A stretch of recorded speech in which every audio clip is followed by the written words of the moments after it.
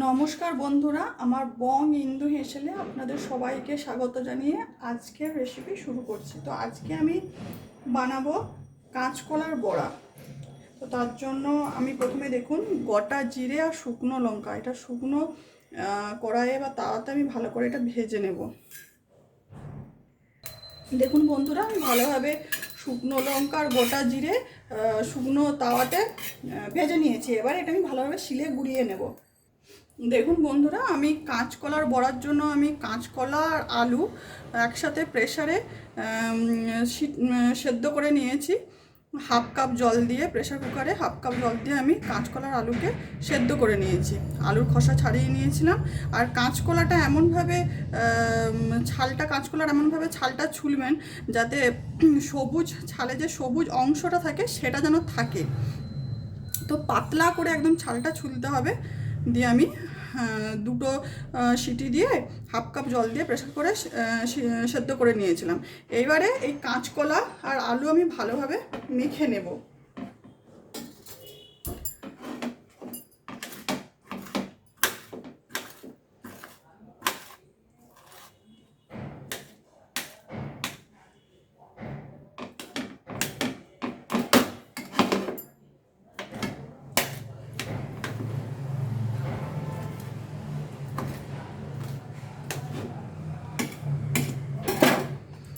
একটু কাঁচা লঙ্কা কুচি দেব,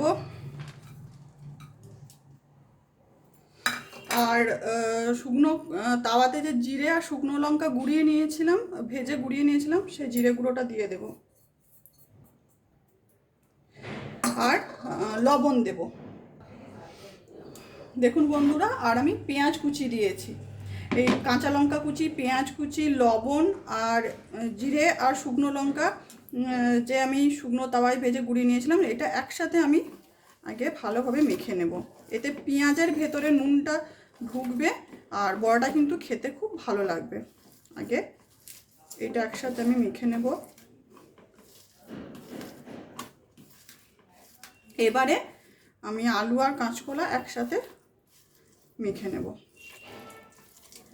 আচ্ছা, আমি কিন্তু এটাতে পেঁয়াজ দিয়েছি, আপনারা পেঁয়াজ না দিয়েও করতে পারেন, নিরামিষও করতে পারেন, তাতেও কিন্তু এটা খেতে খুব ভালো হয়। এটা খুব টেস্টি হয় এবং হেলদি একটা খাবার। আমরা তো কাঁচকলার শুক্তোতে কাঁচকলা দিই বা কাঁচকলার ঝোল করি। তো এইভাবে যদি একটু কাঁচকলাটা রান্না করা হয়, এটা কিন্তু খুব গরম ভাতের সাথে কিন্তু খুব ভালো লাগে খেতে, ভীষণই টেস্টি হয়। এটা দিয়েই কিন্তু দুপুরের এক থালা ভাত কিন্তু খাওয়া হয়ে যায়। তো বন্ধুরা, আপনারাও কিন্তু এইভাবে করে দেখতে পারেন। দেখুন বন্ধুরা, আমার কাঁচকলা আলু সব মশলা দিয়ে ভালোভাবে মেখে নিয়েছি। এবারে এটা এইভাবে বড়ার আকারে এইভাবে একটা শেপ দিয়ে দিতে হবে। এইভাবে পুরো কাঁচকলা মাখাটাই আমি বড়ার আকারে বানিয়ে নেব।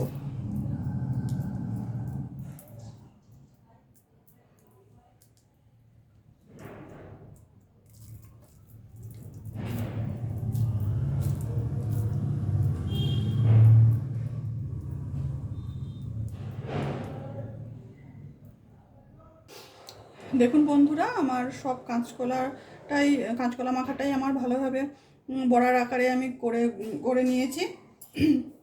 এবারে এর ওপরে দেব পোস্ত। এইভাবে উপর থেকে পোস্ত ছড়িয়ে দেব।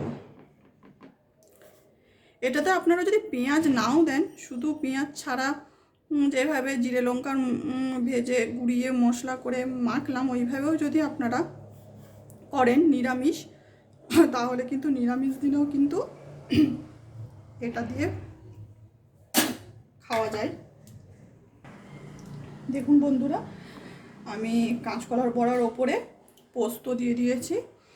তো এটা কিন্তু ভীষণ টেস্টি খেতে হয়।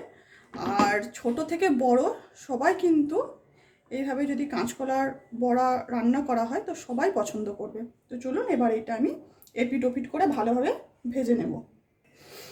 দেখুন বন্ধুরা, আমি তাওয়া বসিয়ে দিয়েছি গ্যাসে। এবারে আমি ওপর থেকে একটু সর্ষের তেল দেব।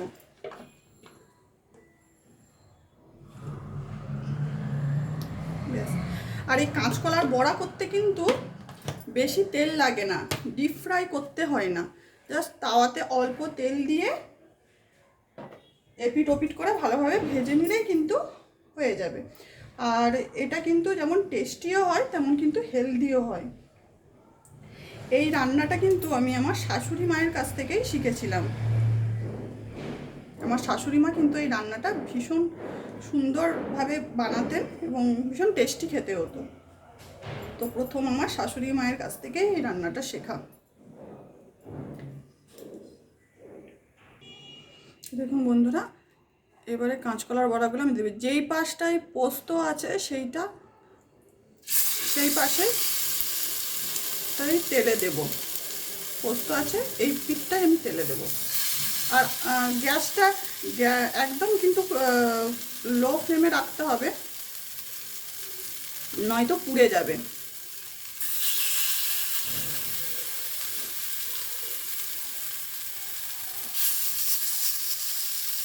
এইবারে এই ওপরের পিঠটাতে, যেটাতে পোস্ত নেই, সেটাতে আর একটু অল্প অল্প পোস্ত দিয়ে দেবো।